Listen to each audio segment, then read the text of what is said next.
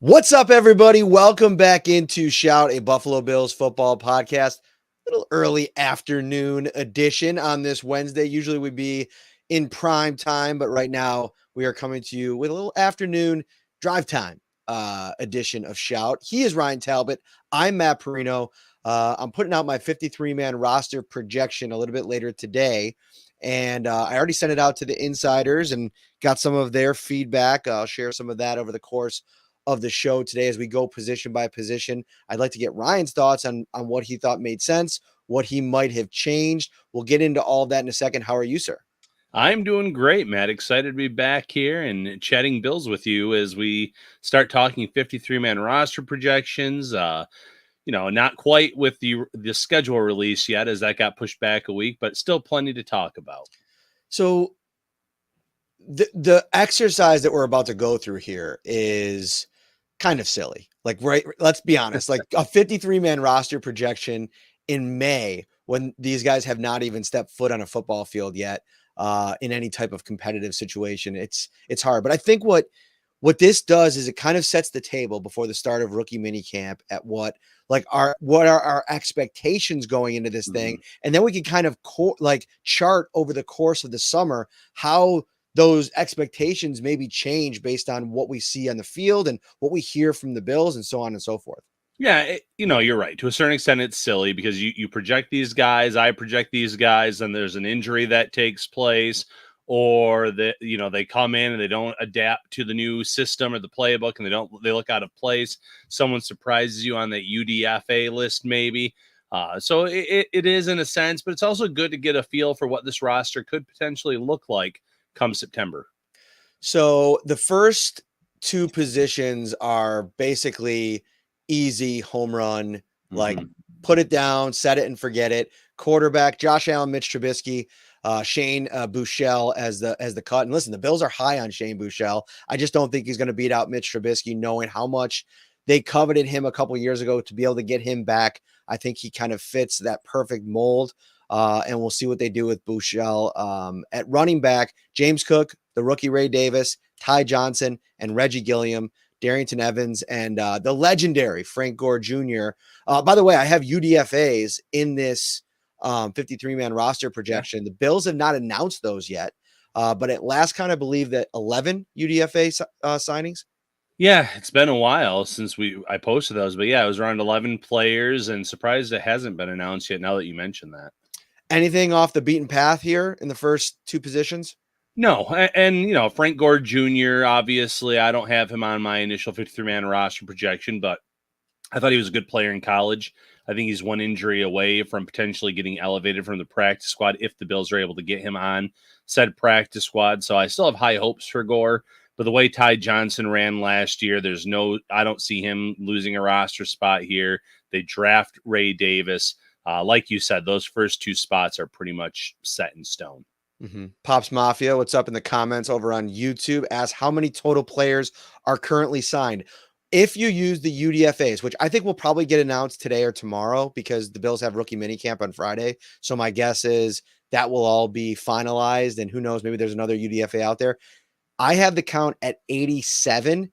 And what that is actually is 86 because Travis Clayton does not count against the 90-man roster limit because he's part of the International Pathway Program. Yeah, that's well said. So a few spots left over. Like you said, there could be another UDFA. The Bills like to always leave a few spots as well for the rookie minicamp. Some of the players that they're bringing in, if they impress, you can sign them to a UDFA contract after the fact. So good to have a little bit of wiggle room there as well. And I don't think this is going to be a kind of work as you go type situation on the roster. Like there could be we could see over the next couple of weeks, the Bills add a couple players, get to 91, find another player later in June that they like, cut somebody, sign that person. You could see that happen all the way up until training camp, during training camp and preseason. I think Brandon Beane is going to be working this roster all the way up till that 53-man roster breakdown. And then beyond, like into the season, like whether it be via trade, whether it be by a free agent that hits the market after the initial 53-man rosters are set. Like, Dwayne Smoot is a guy that the Bills added last week. If it comes along that they can find maybe an upgrade over what they think Smoot could be after they get him in their building. Maybe they look to kind of move in that direction, or maybe they move on from a guy like Kingsley Jonathan, or a guy, or try to get him back on their practice squad. Javon Solomon is a young player. We'll talk about that position group in a little while, but this is by no means a finished product even when they get to 91. No, absolutely not. And, we talked already quite a bit about post June 1st, when the $10 million from the Trey White deal comes free. Some of that goes to the draft class, some of it goes to the UDFAs, but that gives them a little bit of extra spending money as well when the time comes in terms to maybe address some needs. Roy Collins on YouTube asked, does rookie minicamp include camp invites? Yes, indeed, yes. It does. So I'll post the full roster once the Bills put it out. They usually put it out from their PR account, Buffalo Bills PR on Twitter. They'll have that whole roster card of all the invites, all the rookies. And sometimes there's been players in the past. I mean, obviously pathway program players like Christian Wade. There was one year, Ryan, where there was like a second-year receiver. I can't remember who it was, who just showed up to rookie minicamp after redshirting as a rookie. So who knows? It'll be interesting to see what the roster looks like. And it's also important. We'll be live right after minicamp, like with our podcast on Friday. Take everything with a grain of salt, because you'll look at some of the quarterbacks that they bring in to throw to these guys. You gotta remember that when you're taking all that in.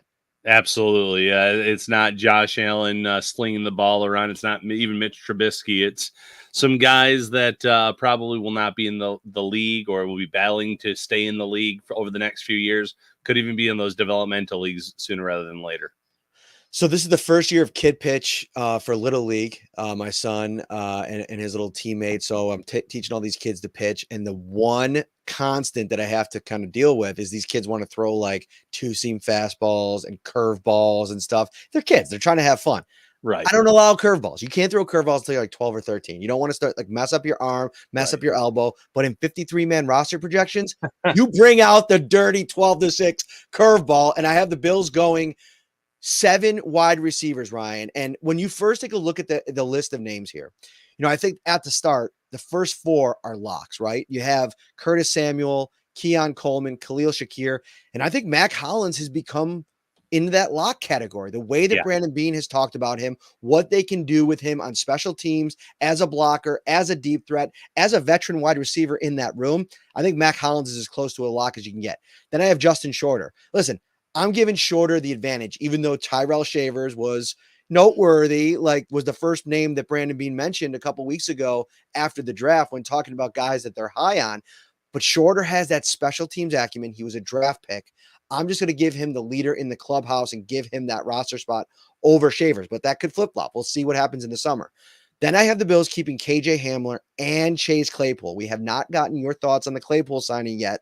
On the Shout podcast, we went with a emergency pod last week.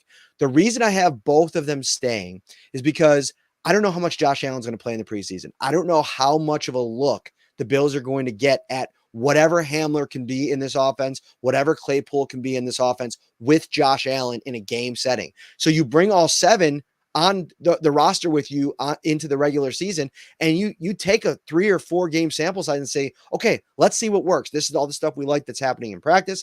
Let's apply some of it to the game. See if one of these 2 guys hits. And if neither hit, if one of them hit, maybe if both hit, I don't know if both will have a role.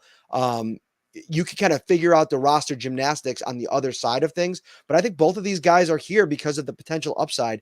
And I think you're going to want to see a little bit of upside in a game environment. And maybe we see a little bit more Josh Allen in preseason so they can get a look at it. Yeah, so the last 3 names you mentioned, I would put him in the have a shot category. So Justin Shorter, I know he has his own Justin Shorter hive here in Buffalo. A lot of people believe he is going to emerge as a contributor here in year 2. Chase Claypool has not had good quarterback play over the last few years. I'm not trying to make excuses for him. He has not been much of a factor the last few seasons. But it's a fact. But it is a fact. That's fact. exactly it. You need to point that out before you say anything else, or as you're talking or evaluating the player, because early in his career, he did some good things when Ben Roethlisberger still had an arm and a shoulder that could throw the football. He did some nice things early in his career, but he did nothing in Chicago. He did nothing in Miami. Miami obviously has a very good offense, but he was buried on the depth chart there, still kind of never had that opportunity. you guys, and again, his claim to fame in Miami is a target thrown his way was intercepted by the Bills in that final game to seal the division. So that's kind of how I remember him in his stint in Miami. In Buffalo, he's going to play with Josh Allen. This is kind of his last chance to kind of prove himself, in my opinion, in this league. I know he's still a very young player, but when you go 3, 4, 5 years and you're not producing, it gets harder and harder to find a roster spot there. So he's definitely in my have a shot category. KJ Hamler, we've talked a lot about him. The Bills talked, at least, Brandon Beane talked at one point about the need for speed on this offense. Well, Hamler has it. If he can stay healthy, he's definitely right there. Quintez Cephas, he did not make your 53-man roster projection. I put him in this category of has a shot. Mm-hmm. He was a contributor early on in his career in Detroit. I know that there was the betting suspension last year. He's been on the IR a few times, but same thing as Hamler. If he can stay healthy, I think there's a chance for him to make this roster. And you mentioned Shavers as well. I don't think it was an accident that Brandon Beane mentioned him. I think that, well, from what I remember last year, he was a highly coveted UDFA, a priority for the Bills, if you will, in terms of who they wanted to sign after the draft. They were able to get him. So I have a large pool of have a shot players, but you're right. Those first 4 are locked in for me. After that, it's anyone's guess, Matt. So the big pushback, and I'm seeing some of it in the comments on Claypool, are the character concerns, right? Like, does he have a winning attitude? Is he fully bought in? I don't know. Like, I'm willing to give a young player a pass on a couple of these kinds of things that have come up. Quitting on your team has been something that I've seen kind of bantied about quite a bit. The guy hasn't really had a whole lot of leadership at his position in the league. When he comes into the league, he's in a wide receiver room with Juju Smith-Schuster, who's taking him out to the 50-yard line before the game to film TikTok videos. That's his vet in the room. That's his leader in the room. And while being in that room, he goes for 950 and 9 touchdowns, an 84-yard long. There was so much noise around Chase Claypool being like a burgeoning star as a rookie. It was like the sky's the limit for this kid. Year 2, Ben Roethlisberger falls off a cliff. He can't complete passes. We all watched those games. It was really rough. His numbers weren't the same. And then when the shift over to Kenny Pickett, it did not work. They didn't have enough talent there. Claypool was asked to be kind of a veteran in a room of very immature, young wide receivers. And that wasn't an environment where he can thrive. I think you build a culture like Buffalo to be able to give a guy who's, to your point earlier, is on maybe his last chance in the NFL. Like, isn't that worth? Okay, now you're going to get a motivated guy, maybe a guy that's willing to listen, willing to learn the error of his ways and maybe figure out a way to be a different version of himself in Buffalo. That's Sean McDermott's marching orders. Come to Buffalo to be the best version of yourself. If they can get the best version of Chase Claypool, that's a really good cog in this wide receiver machine here. Yeah, it'll be great beyond the front 4 because you need someone to step up. He has shown the ability to contribute in this league. Minus Miami, those offenses that he was in Pittsburgh and in Chicago were just bad all around, not just at wide receiver, not just at quarterback.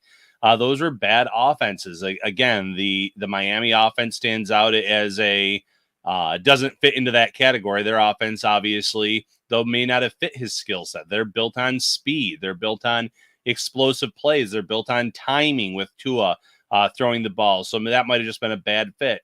I know it sounds like a lot of excuses. I'm sure we'll get a lot of comments on YouTube about stop making excuses for the guy. But again, a lot of this is facts, and he's coming to a team that has a good offensive mind for their offensive coordinator, an elite quarterback. So this gives him a chance. And listen, 7 wide receivers is a bit of a stretch. The Bills probably only end up keeping 6. And maybe this is just a cheap little maneuver on my end because I didn't want to make a hard decision. And that's perfectly fine. But like, it's not about the excuses. It's about the situation that we're in here. He's coming to a situation where the Bills signed off on bringing him in. There's got to be a reason for that. There's got to be conversations that were had that made them feel comfortable with bringing him into the room. And I'll tell you right now, all the people that are sitting here in the comments right now talking about stop making excuses for Chase Claypool are going to say the same thing in 4 months if Chase Claypool's catching touchdown passes from Josh Allen, they'll be making excuses for why they were telling people not to make excuses 4 months earlier. So let's all take a deep breath. It is a bare bones, bare minimum investment by the Bills. He's going to get no money, no guaranteed contract. You come in here, you try to earn a roster spot. These are the kind of moves that a team like the Bills, a consistent contender, has to make when they're reshaping their salary cap.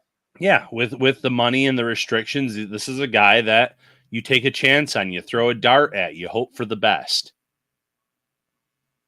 Indeed. And some other there was another comment in here, maybe from Pops Mafia, says the Bills don't have a vet in the wide receiver room. I think Matt Collins is that guy. He's been around the league. Bean's already raved about his DNA being the perfect fit. You know, Curtis Samuel's been around the block. I mean, what is he, 7 years in the league? I mean, that's a vet, right? Like, he played 4 years in Carolina, 3 years in Washington.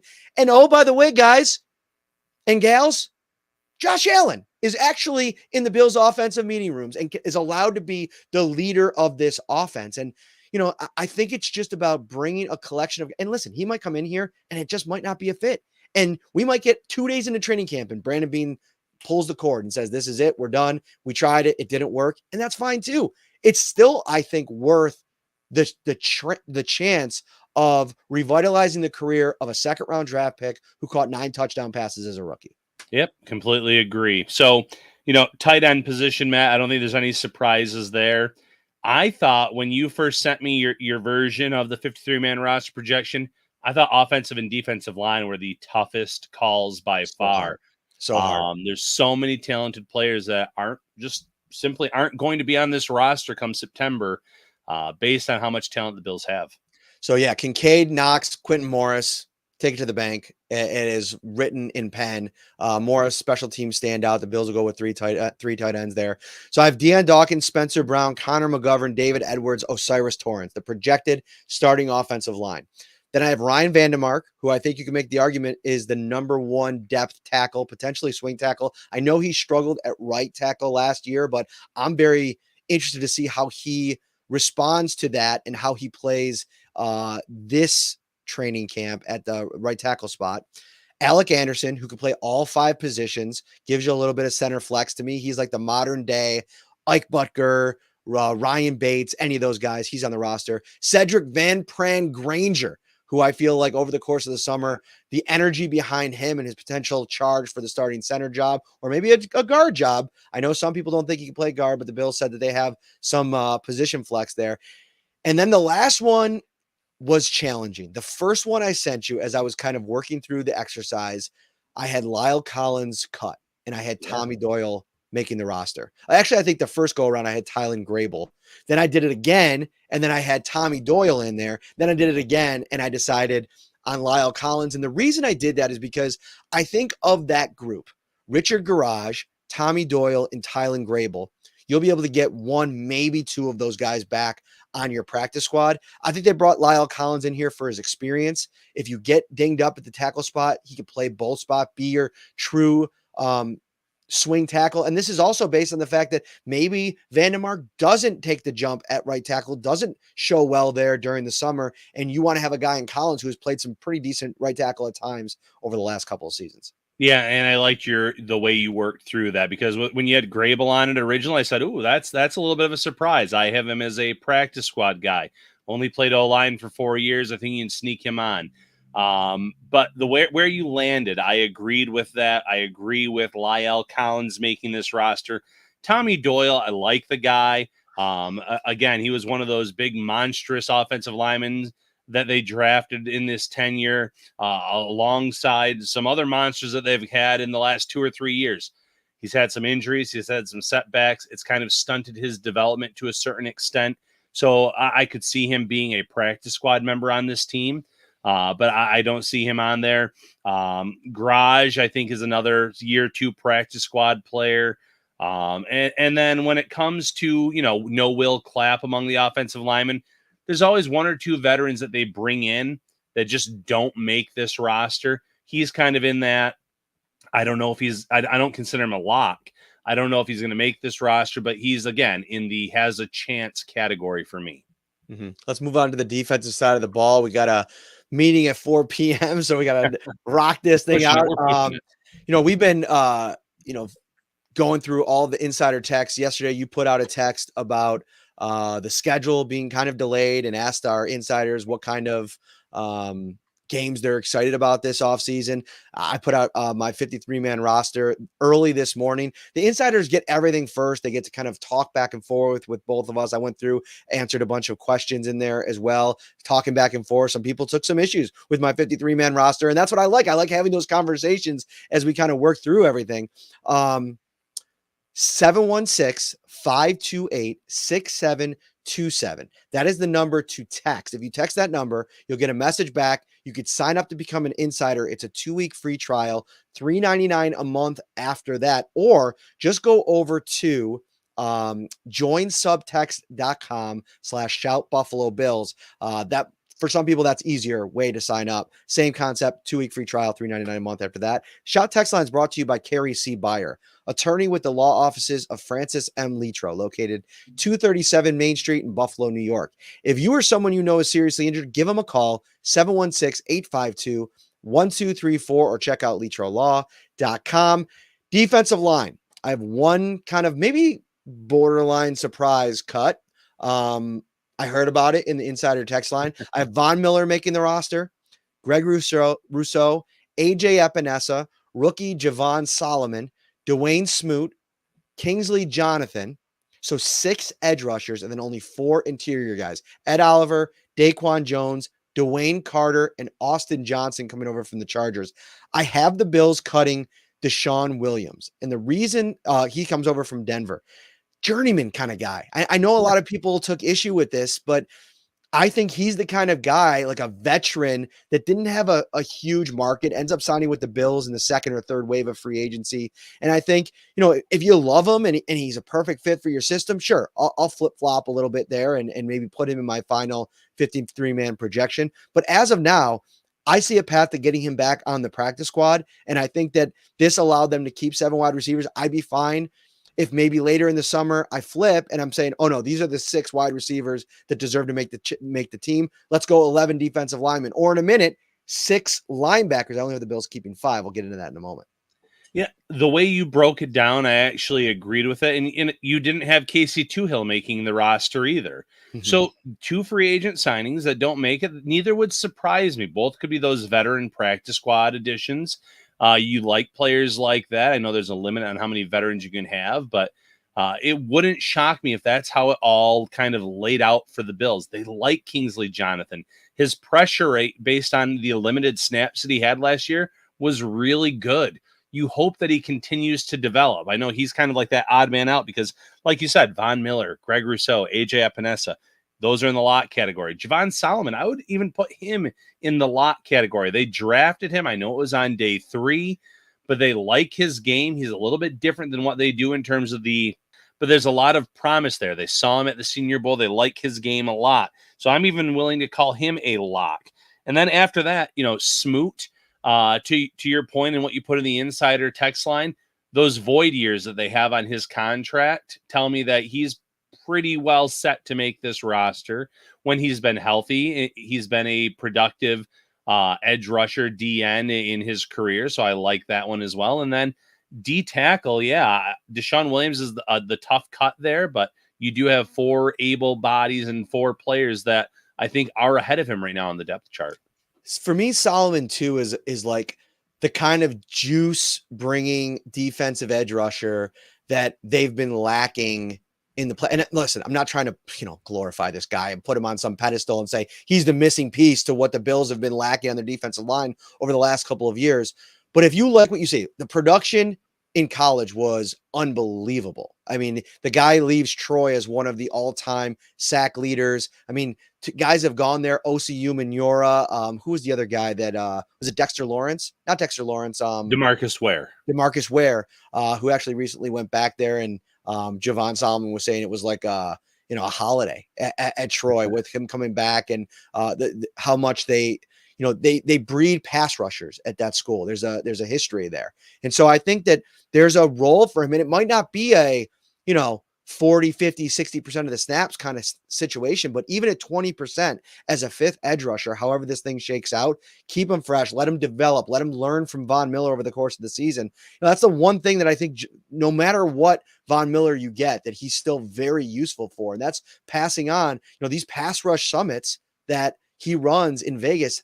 I mean, they are like the rave reviews across the board. Guys like Max Crosby, guys like DeMarcus Ware, guys like who was one of the big ones there a couple years ago.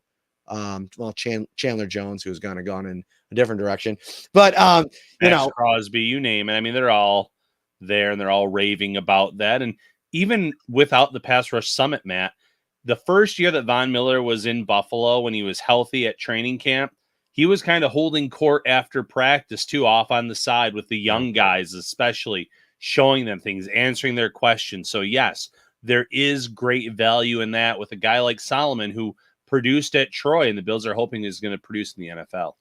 So linebacker, I got 5: Matt Milano, Terrell Bernard, Dorian Williams, who I think is the number 1 backup. We'll see if he has any flex to play inside, outside. We know Nicholas Morrow does, which, by the way, when I was texting this, my 53-man to Ryan, it kept auto-correcting that to Nicholas Morris.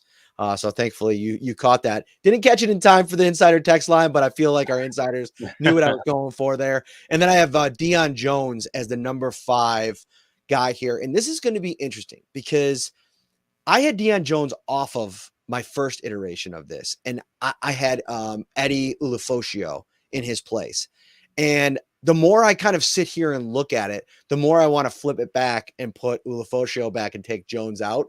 And that's only because I feel like Jones has a specific, we don't know enough about Jones and Morrow and how they view them and what they want to do with them. Morrow started a ton of games at Mike last year for Philadelphia after injury. So I feel like if you have that guy, you have Dorian Williams, who I think is going to only be a better version of what he was last year, and that is as that number 1 depth outside linebacker. You don't need necessarily to keep a Deion Jones for insurance. You got plenty of insurance there with the top 4. Now you're talking about like who's going to be the best special teams player, and I think you want to start training a guy like Ulofoshio to be like a long-term fit in that department. Yeah, I agree. I think Eddie has a great chance to be a special teams contributor on this team for a long time. And he was also taken in, though, I know day 3, but he was taken early enough on day 3, Matt, that I think the Bills don't want to risk trying to have him clear through waivers. I think they would risk losing him. So he's someone that I view as making this roster. Wouldn't surprise me if Nicholas Moreau and Deion Jones are battling for one job. And it's just good to have 2 vets kind of fighting for that position. Balen Spector's a tough one to be cut off of this list too. Last year, remember, he was in the mix for a starting job at one point at training camp, and he actually impressed us at camp. When he was on the field late last year, he impressed us. Injuries, getting dinged up, though, have been kind of issues for Balen Spector. But special teams play, he can do that too. So he has a shot. He's someone that if he doesn't make this roster, would be a priority practice squad player for the Bills. But they have some tough decisions at linebacker, too. I know there's some questions about the position itself, some concern about Matt Milano. Will he be ready? Will he be healthy? And the depth behind these guys. But the Bills have done a good job of developing linebackers. I expect big things from Dorian Williams, like you said, the 3rd linebacker on this team in year 2. And I think that they have a lot of quality depth behind that. Yeah, the thing on Spector to me was a really like easy call. It's just like the availability just hasn't been there. And I think when you have this large of a sample size now, that bakes into the evaluation. If you lose them, you're like, man, that's tough, but we couldn't really count on him to find any kind of health over the course of his career. And listen, I think early in the career, like I don't want to ding him too much for the rookie season because I felt like Spector kind of fit into the Bills rookie model with day 3 picks a lot of times where, maybe they, their hamstrings a little bit tender or, for lack of a better term. And then there's like, yeah, let's put him on IR. Let's like try to sneak him through and get him on and then put him on the PUP list or, whatever that ends up looking like. There's a couple of those potential options this time. When we talk about Ulofoshio, Solomon, if there's any kind of injury throughout training camp, the new rule in the NFL is you can put 2 players on injured reserve before the 53-man cutoff date, and you don't have to cut them. Like, that you could put them on injured reserve. They could return later in the season. So I think that's kind of like a nice, or keep them on your roster, I should say, over the deadline, and then put them on injured reserve. You could just do it beforehand. They get taken out of the mix. They can return later in the season. And now you don't have to do the Reed Ferguson special, handshake deal, and then we'll see you tomorrow, wait in the parking lot. Yeah, and that is a nice new addition to the rules. And you're right. We can't project injuries or what could happen or who they want to give a redshirt season to. But all of those options are on the table when it comes to some of these rookies. All right, defensive back is next. And by the way, if you're watching on YouTube, thank you very much. Hit that like button. Subscribe as well. We're on that trek for 11,000 subscribers, so help us out if you're new here. If you just found the Shout Podcast, please hit that like and subscribe button. And tell a friend. Why not? Bills fan, AFC East fan, whatever, NFL fan, get them in. There's always some fun comments in here from other fan bases. Sometimes they get blocked, but that's neither here nor there. All right, defensive back. Christian Benford, Rasul Douglas, Kyer Elam, Jamarcus Ingram, Taron Johnson, Daquan Hardy, who I think is the Bills' pick punt kick returner. So I think he's going to have a role back up to Taron Johnson. Then I have 4 safeties making the roster. Taylor Rapp, Cole Bishop, Mike Edwards, and Cam Lewis, who has that flexibility, which means Damar Hamlin gets released. It was a tough call here because in a lot of ways you can view Cam Lewis as like a hybrid slot safety, and maybe you'd want a more traditional safety only in Hamlin. Keeping 11 defensive backs, that's not out of the realm of possibility, and we know what Hamlin has meant to this organization. But in the end, it got to be a numbers game, and we'll see what kind of summer he has. If he's able to bounce back in a big way and make a really strong run at a roster spot, I might change my tune by the time we get to the start of training camp. But I just think it's going to be a numbers game, and there just won't be enough roster spots for Hamlin in the end. Yeah, and the way that you projected the defensive backs is exactly how I would have done it, so no pushback here. Wouldn't surprise me if during the summer months another cornerback was added to the mix, though. Safety room, Damar Hamlin, there's a lot of criticism to him on social media, but before everything that took place, he started quite a few games, and yeah, there were some issues with him in terms of tackling and coverage. He wasn't Jordan Poyer at Micah Hyde, which no one could be at that point in time, the way that they were playing at such a high level over that year. So I still think he has a chance, but I agree with you. He's right now that odd man out in the safety room. All right, let's get to what everybody's been waiting for, the specialists. Oh, yeah. The biggest curveball of them all in this mock 53-man, whatever. It's not mock draft. It's a 53-man roster projection. I'm just talking nonsense. Punter, Ryan. There's about to be 3 on the roster once the UDFAs are announced. Matt Hawk, veteran, back for his second run with the Bills here. Sam Martin, the incumbent, the starter for the last 2 seasons. And Jack Browning, the second San Diego State punter that the Bills have rostered in 3 years. Matt Araiza, obviously, they drafted him in the 5th round a couple years ago. Ryan, I have the Bills keeping Jack Browning, a guy who, if you go back and look at some of the stuff at San Diego State, dude's a stud. I mean, the dude was a high-level athlete coming into college. The only box he's got to check is, can he hold? And to me, that might be like the final audition point and why Matt Hawk is even still on this roster, because I think they want a big bounce back year for Tyler Bass. And if this kid can't hold, that's going to be a problem. But I wonder, once we talk to Bean, how much the evaluation of him as a holder went into their decision to sign him as a UDFA. And punter is one of those positions that's been pretty underwhelming. Matt Hawk, you mentioned it. Holding is a specialty. Punting is not at this point in his career. So hopefully this is not where he ends up on the regular season. That would be a big red flag for me. Sam Martin has had his moments. Kudos to him for gutting out an injury last year and playing through it at one point, punting the ball. But you do wonder a little bit about Tyler Bass's performance and some of his kicks and the way that it kind of took off on him last year. Was that a holding issue? Who knows? I mean, it seemed like they had a good rapport at one point in terms of the holding and kicking. But the Bills bringing in Browning, I'm A-okay if he ends up coming to training camp, showing off a big leg and showing that he can hold. Sometimes the unknown is an okay route to go. You don't just want to go with the vet to go with the vet. You want a guy that can get the ball off quickly as a punter, and if he can hold, that's going to help his case significantly. All right, that's it. The 53-man roster projection. We'll be back in 2 days, Friday, rookie minicamp. Our observations podcast begin. 5 weeks of just madness. We're going to bring you every little nook and cranny, every little detail from One Bills Drive. Wingnuts is coming up a week from Friday, May 17th, 6 p.m. You're looking at me kind of funny. No, I was reading the comments. That a boy. 6 p.m., May 17th at Wingnuts. It'll kind of be like that in between from rookie minicamp and the start of OTAs. So we'll do our OTAs preview. We'll take some fan questions. We'll have some fun. Come on out, get on the show, have some beers, have some laughs, talk Bills, eat some delicious wings. It's going to be great. Ryan Talbot, final thought. Final thought, Bills Mafia, stick with us. We'll have you covered next week on the schedule release.